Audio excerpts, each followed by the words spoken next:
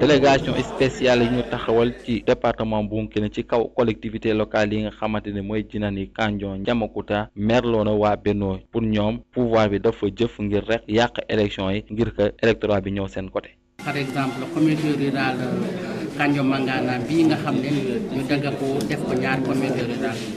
parce que waa Djinani ñoo woteewul woon wote bii passé te bu ñuy découper loolu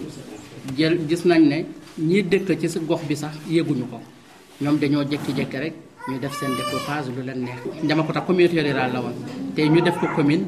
ñu jël communauté rurale bi yóbbu ko dëkk boo xam ne 14 kilomètres rek moo nekk digganteem ak Ndiamacounda. ñu ne ab décision boobu yenewul benn maanaa amul foo xamante ni am na fa benn justification ndégam ci kaw collectivité locale yooyu ñu fa jël ngir jiite ko rek administrateur lañu ay adjoint préfet ay adjoint sous préfet lañ fa jël ngir rek ñu mën a wéyal li nga xamante nguur gi da koo bëgg. ñi nga xam ne ñu nekk fii pour gouvernement bi ñoom la ñuy jëlaat ñu teg ci bopp yooyu muy président muy sous préfet adjoint sous préfet Bonna bi. Tataas ñëpp xam nañ ne il est typiquement PDS balaa ñu koy def foofu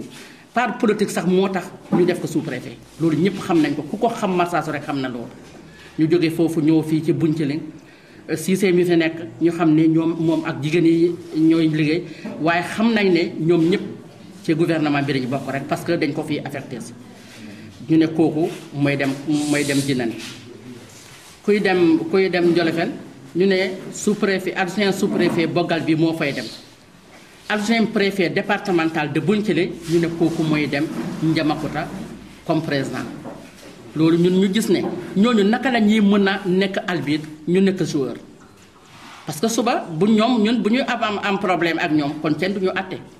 parce que ñoom ils sont là